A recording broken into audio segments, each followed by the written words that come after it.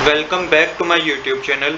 आज हम करेंगे डीके गोयल क्लास 11th के अकाउंटेंसी का चैप्टर 15 जिसका नाम है बैंक रिकन्सिलिएशन स्टेटमेंट का सोल्यूशन नंबर 27।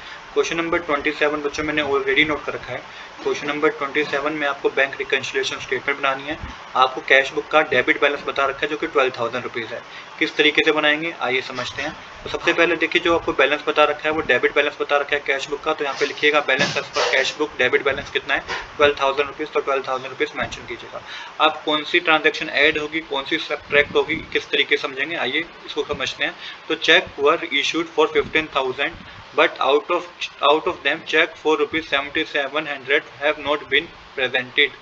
तो देखिए चेक इशू किया हमने 15,000 रुपीज़ का, हमने किसी को पेमेंट करनी थी तो हमने चेक इशू किया 15,000 रुपीज़ का, बट जिसमें से 7,700 रुपीज़ का ना चेक तो बैंक में डेबिट हुआ ही नहीं।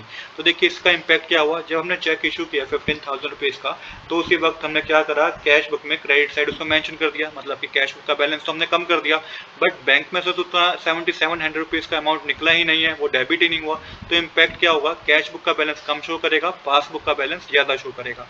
तो कैश बुक के बैलेंस को पासबुक तक ले जाने के लिए आपको क्या करना होगा, 7,700 रुपीज़ को ऐड के कॉलम में मेंशन कर दीजिएगा, cheque issue but not yet presented करके 77 रुपीज़ हम ऐड करेंगे। इसके बाद नेक्स्ट ट्रांजेक्शन है, cheque for 8,000 were deposit in the bank but of this cheque for ₹2,000 were not recorded in the cash book. देखिए यहाँ पे 8,000 रुपये हमने क्या करे, 8,000 रुपये हमने बैंक में जमा करे, बैंक में तो जमा कर दिए हमने 8,000 रुपये, वो क्रेडिट भी हो गए बैंक में, बट इसमें से क्या हुआ कि 2,000 रुपये हमने रिकॉर्ड नहीं करे कैश बुक में। अब कैश बुक में हमने 2,000 क्या करे, रिकॉर्ड नहीं करे, तो इम्पैक्ट क्या होगा, कैश बुक का बैलेंस कम होगा, पासबुक का ज़्यादा बैलेंस होगा। तो कैश बुक के बैलेंस को पासबुक तक ले जाने के लिए आपको 2,000 रुपीज़ को ऐड करना होगा। तो मैंने ये मेंशन किया है, cheque deposit in bank but not recorded in cash book, और 2,000 को ऐड के कॉलम में आपको मेंशन करना है, इसको आपको ऐड करना है। इसके बाद थर्ड ट्रांजेक्शन है, cheque deposit in bank but not credited 3,800 rupees.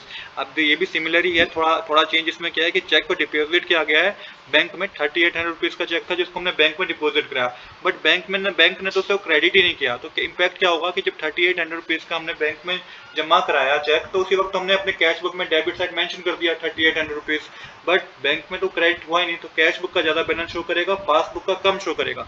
तो कैश बुक से लेके पासबुक पर जाएंगे तो 3,800 रुपीज़ को हम लेस करेंगे। तो मैंने लेस वाले कॉलम में लिखा है, cheque deposit but not yet credited by bank, तो 3,800 रुपीज़ लेस करने हैं आपको। इसके बाद नेक्स्ट ट्रांजेक्शन है, cheque for ₹350 was paid into bank but bank credit the amount with ₹530 by mistake. तो देखिए हुआ क्या कि बैंक ने हमने चेक इशू किया 350 रुपीज़, जो कि बैंक ने हमें चेक दिया 350 रुपीज़ का बैंक में, बट बैंक ने कितना क्रेडिट कर दिया, 530 रुपीज़ क्रेडिट कर दी। करना चाहिए था 350 रुपये क्रेडिट, कर दिया 530 रुपीज़ क्रेडिट। तो जो डिफरेंस है वो 180 रुपीज़ का आपको ऐड करना होगा। तो bank credit more 530 instead of 350, तो 180 रुपीज़ को आपको ऐड के कॉलम में मेंशन करना है। इसके बाद है, bank received interest on debenture on behalf of Gopal amounting to ₹300।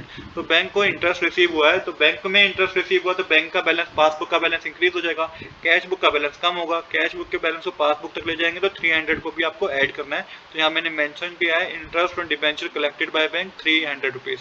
और लास्ट जो हमारी ट्रांजेक्शन है बच्चों वो क्या है, वो है, it was also found that the total of one page of the payment side of the cash book was 4,520, but it was written on the next page as ₹5,420। तो देखिए कैश बुक का जो पेमेंट साइड का total था ना 4,520 rupees था, but जिसे लिख दिया गया 5,420 रुपीज़। तो डिफरेंस कितने का है, 900 रुपीज़ का। तो ये एक तरीके से एरर थी कैश बुक में, पेमेंट साइड ओवरकास्ट थी 900 रुपीज़ से। तो अब इसको क्या करना है, आपको सही करने के लिए 900 रुपीज़ ऐड करने हैं, ऐड के कॉलम में आपको मेंशन करना है 900 रुपीज़। जो डिफरेंस होगा ना वो आपको ऐड के कॉलम में 900 रुपीज़ मेंशन कर देना है। अब टोटल करेंगे बच्चों, तो जब टोटल करेंगे ना तो ये आपको जो बैलेंस आएगा कैलकुलेट होके, ये आपका आएगा credit balance as per passbook, जो कि 19,280 रुपीज़ होगा। तो यही बच्चों हमारा करेक्ट आंसर है। आज के लिए इतना ही। I hope you like this video. If you like this video please do subscribe this channel. Thanks for watching.